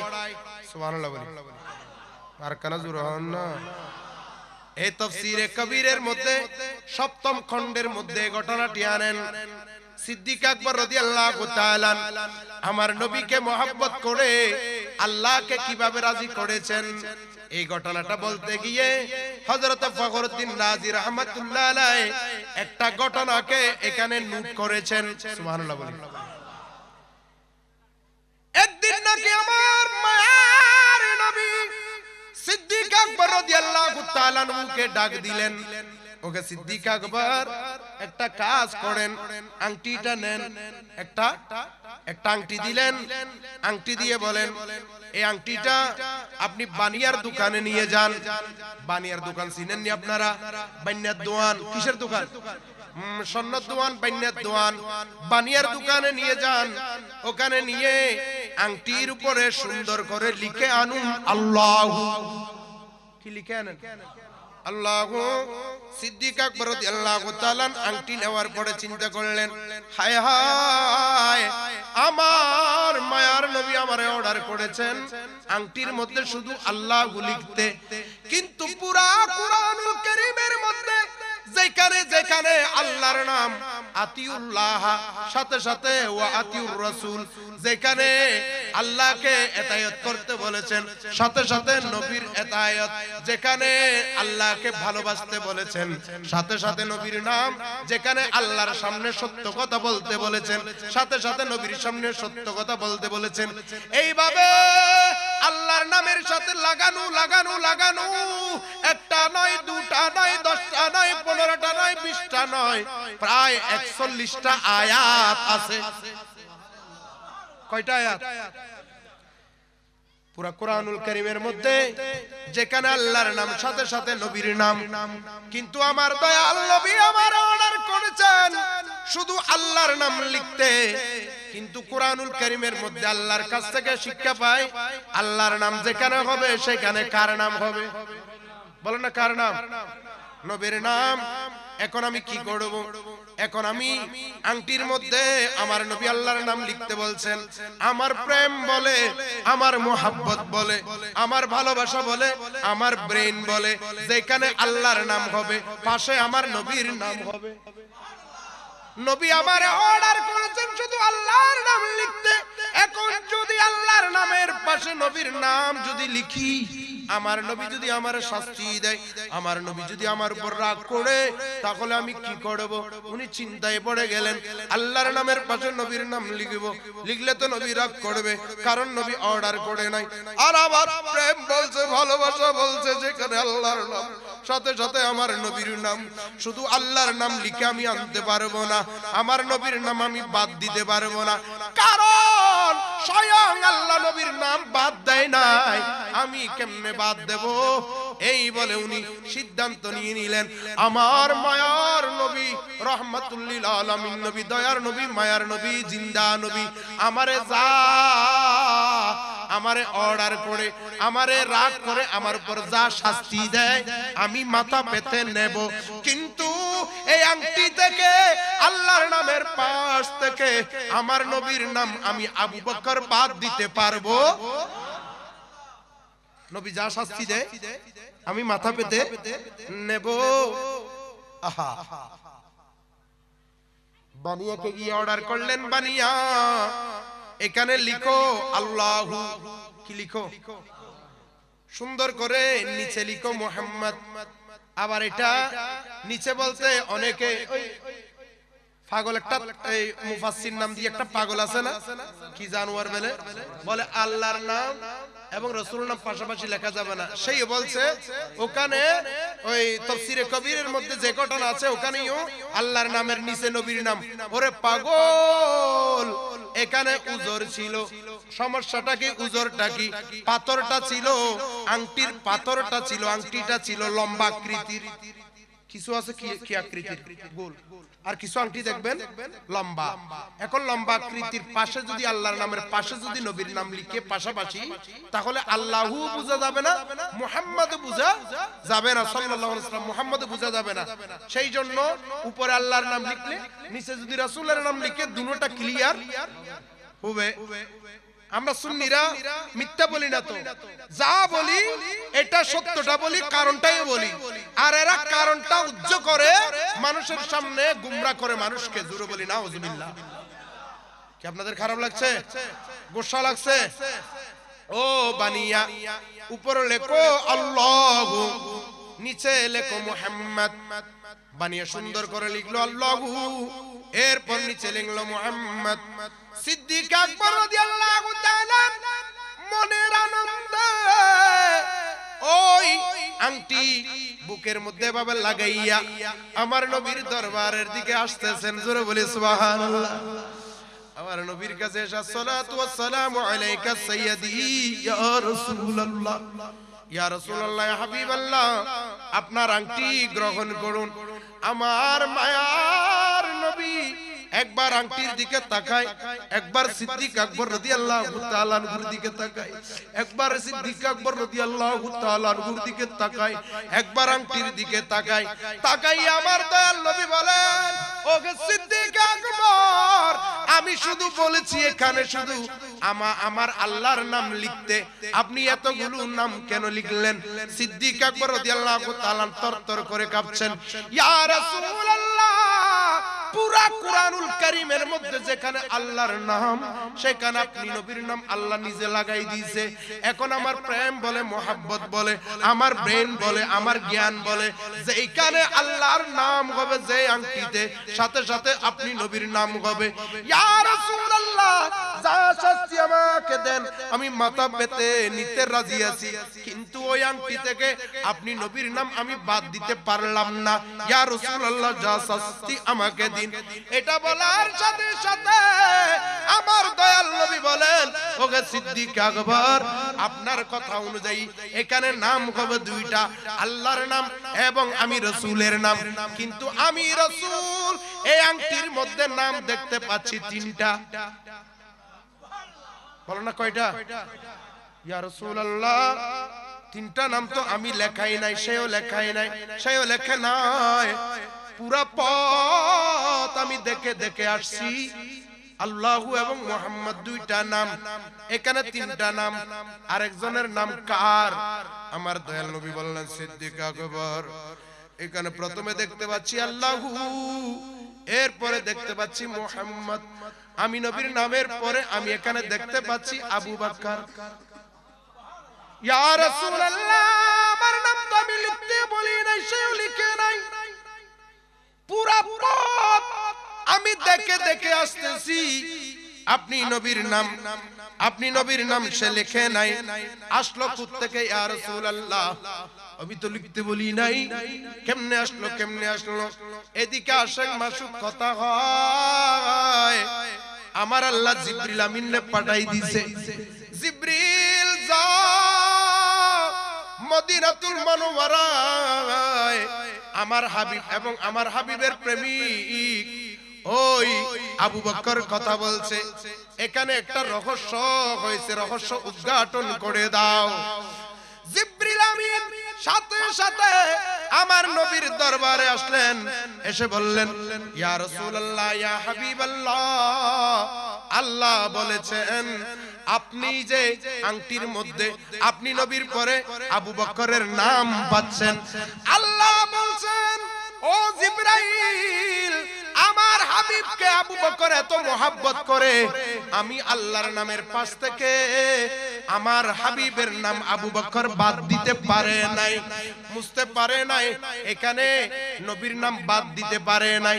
সেই জন্য জিবরাইল গিয়ে বলো, আমার হাবিবকে এত মোহাব্বত করার কারণে আবু বকরের নামটা আমি খোদা বাদ দিতে পারি নাই। আমার হাবিবকে গিয়ে বলো, আমার আবু বকরের নাম আবু বকর লিখে নাই আংটির মধ্যে, বানিয়েও লিখে নাই, আবু বকরের নাম আমি আল্লাহ নিজ কুদরতি হাতে লিখে দিয়েছি।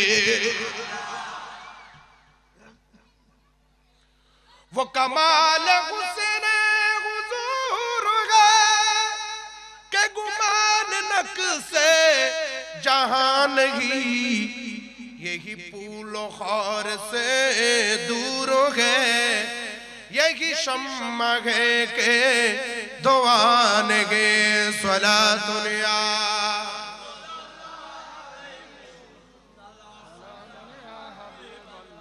कुर्बान में उनके बख्शिश के मकसद भी ज़ुबां पर आया नहीं, बिन मांग दिया और इतना दिया, दामन में हमारे समाया नहीं सलातुनिया।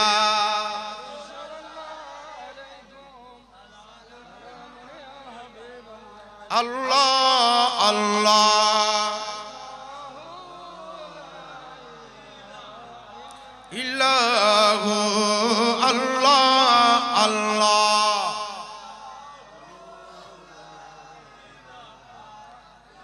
अव्वल से आखिर सब कुछ जाने, देखे बैदो करीब। अव्वल से आखिर सब कुछ जाने, देखे बैदो करीब। गायब की खबरी देने वाला अल्लाह का वो हबीब नबी जी। अल्लाह अल्लाह इल्लाहु अल्लाह अल्लाह।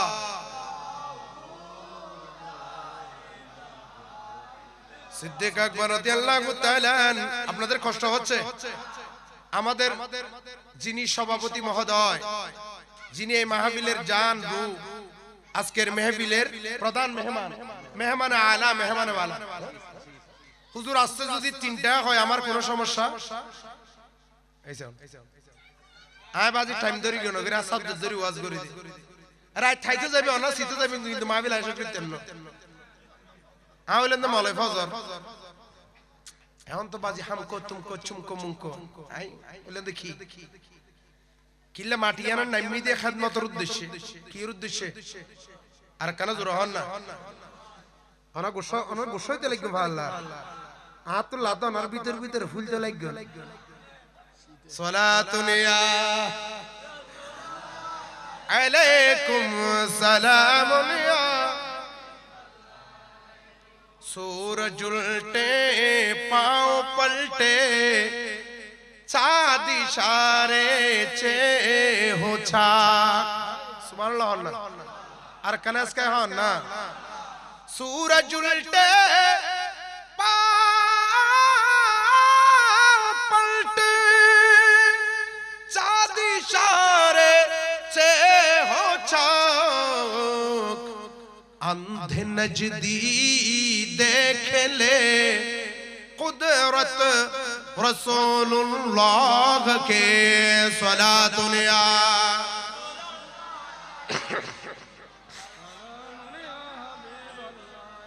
দুনিয়ার মুসলমান ইমানদার নবী প্রেমিক ওলি প্রেমিকগণ, আপনারা আমরা আমার নবীকে কেমন মোহাব্বত করি, কেমন মোহাব্বত করব জানি না।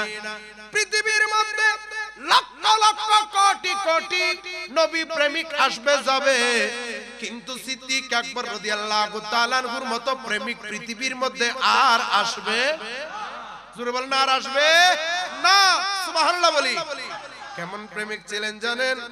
আমার নবী যখন দুনিয়া থেকে বিদায় নিলেন, হযরত উমর রাদিয়াল্লাহু তাআলা প্রায় সময় হযরত আবু বকর সিদ্দিক রাদিয়াল্লাহু তাআলা ঘরের মধ্যে যাইতেন। কার ঘরে?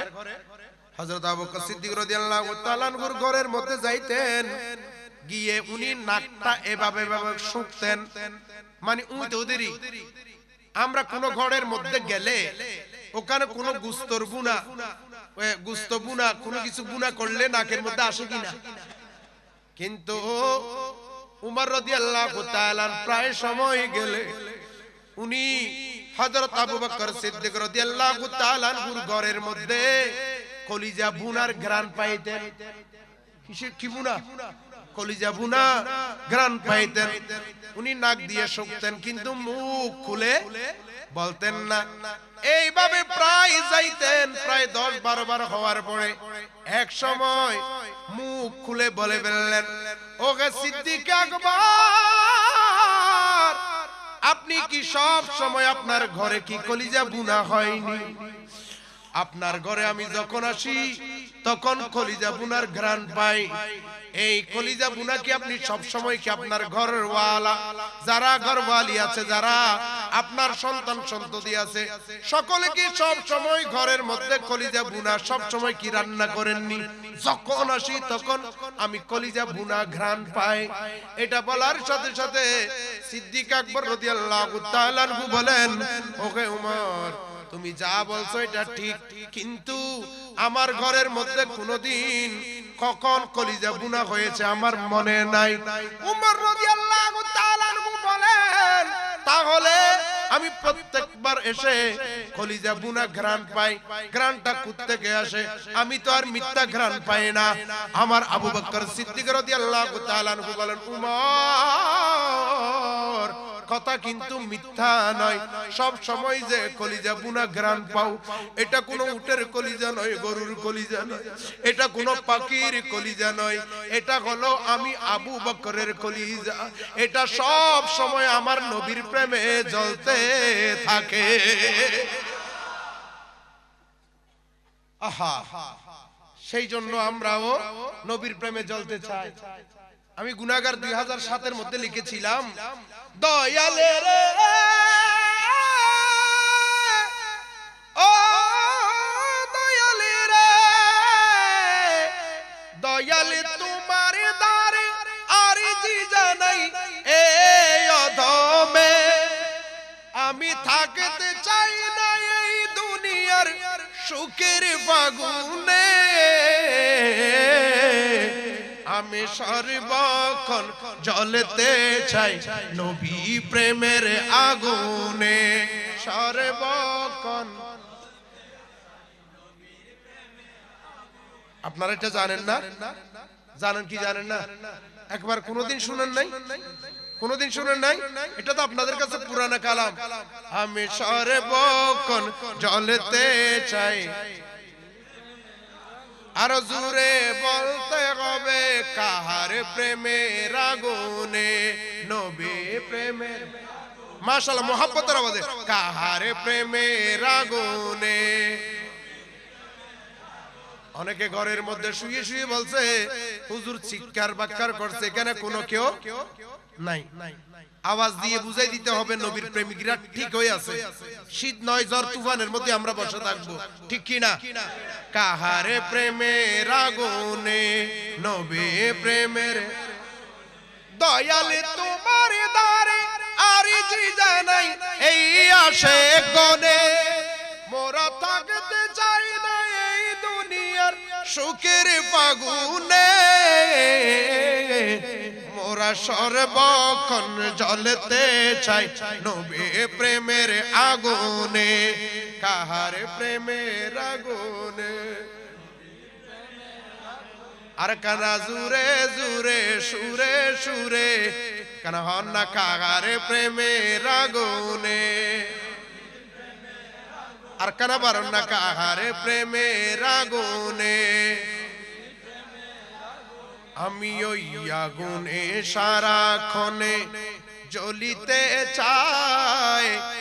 নারায়ে তাকবীর, নারায়ে রিসালাত, ইয়া রাসূলুল্লাহ, নারায়ে গাউসিয়া, হুজুর কিবলার আগমন, আহলান সাহলান আহলান সাহলান প্রধান অতিথি সাহেবের আগমন আহলান সাহলান হুজুর কেবলার আগমন আহলান সাহলান সবাই দাঁড়িয়ে যান আসলে আলে রাসূলের সম্মানে সবাই দাঁড়িয়ে যাওয়া এটা সুন্নাত দাঁড়িয়ে যান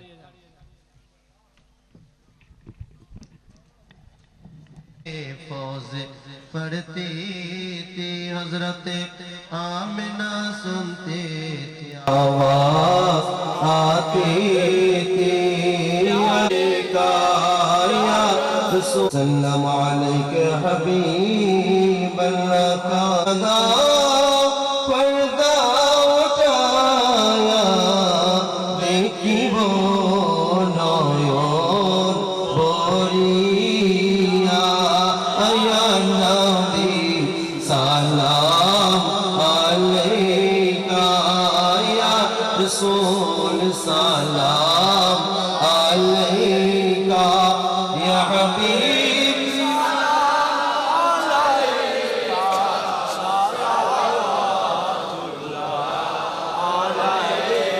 सैयदी या रसूल वसल्लम अलैका शफी अल-मुजनबीन अज तो ले गो से आज़म बादशाह हर दो आलम सदक़े इमाम आज़म दो रहो सभी करंज गम या नबी सलाम अलैका या रसूल सलाम अलैका या हबीब सलाम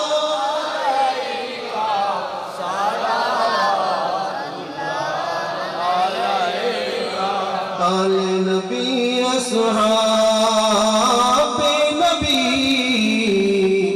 और शुहदाए किराम गोले भागे रसालत फैला रखो सलाम मुस्तफा जल रहमत फैला को सलाम शम्अ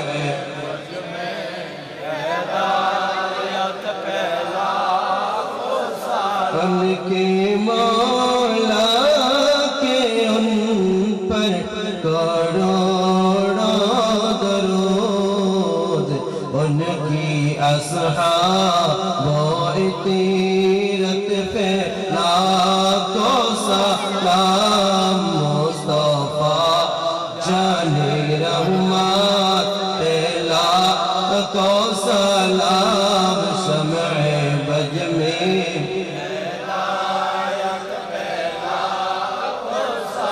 इमाम आज़म को आज शेर बांग्ला हज़िल के हर हर आदा सुनना थे मुस्तफा से पीले तोरी कत फैला को सलाम मुस्तफा जाने रहमत समय बजने हैदा अस्सलामई समाज गुंबदों के मकीन अस्सलामई रहमतल लिल आलमीन या इलाही सदक़े सानिए इसनैने रसूल ये सलामी आज जाना हो कबूल मदीने की चाँद हजारों सलाम मदीने की चाँद लाखों सलाम मदीने की चाँद करोड़ों सलाम मदीने की चाँद बेहद सलाम बलग अल-उला बिकमालिही कशफत दुजा